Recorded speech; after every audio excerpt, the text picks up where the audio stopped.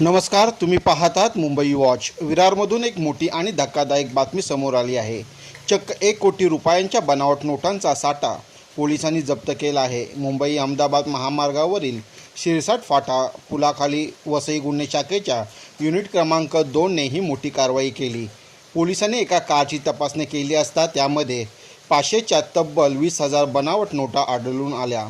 या सर्व नोटांची दर्शनी किंमत तब्बल 1 कोटी रुपये आहे. विशेष म्हणजे या बनावट नोटांची बाजारात विक्री करण्यासाठी सुमारे 30 लाख रुपयांचा व्यवहार होणार असल्याचा पोलिसांना संशय आहे.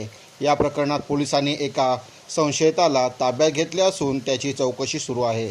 मात्र आता सर्वात मोठा प्रश्न आहे, या बनावट नोटा तयार कुठे करण्यात आल्या, या नोटांचा पुरवठा कोण करणार होता आणि या संपूर्ण रॅकेटमागे आणखी किती जणांचा सहभाग आहे.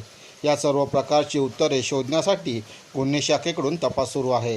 पोलिसांना या प्रकरणामध्ये मोठे बनावट नोटांचे नेटवर्क असल्याचा संशय असून ताब्यात घेतलेल्या संशयितांकडून महत्त्वाची माहिती मिळण्याची शक्यता आहे.